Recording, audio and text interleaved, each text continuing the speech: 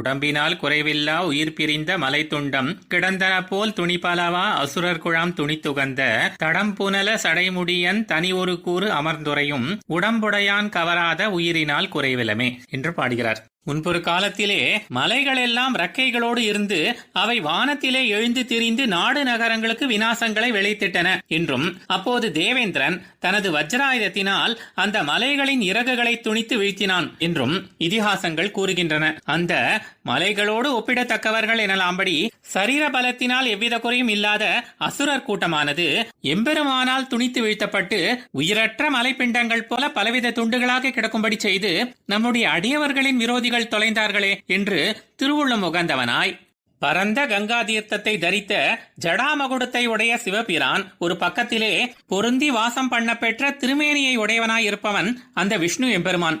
இப்படி பிரளயம் முதலான ஆபத்து காலங்களிலே அந்த ருத்ரன் எம்பெருமானுடைய திருமேனியை பற்றி கொண்டு அடைக்கலம் புகுந்தாலும் கூட பாணாசுர யுத்தம் போன்ற சில சமயங்களிலே தன்னுடைய சேஷத்துவத்தை, அதாவது எம்பெருமானுக்கு அடியவன் என்பதை மறந்துவிட்டு தானே ஈஸ்வரன் என்று எண்ணிக்கொண்டு அந்த எம்பெருமானையே எதிர்த்து வந்ததும் உண்டு. அப்படிப்பட்ட ருத்ரனுக்கும் கூட உடம்பு கொடுக்கும் எம்பெருமான் எனக்கு உடம்பு கொடுக்க மாட்டேன் என்கிறானே, அவன் என்னை விரும்பவில்லை என்றால் பின்பு இந்த உயிர் எனக்கு எதற்கு என்று பராங்குச நாயகி கேட்கிறாள். ஆழ்வார் எம்பெருமானார் ஜீயர் திருவடிகளே சரணம்.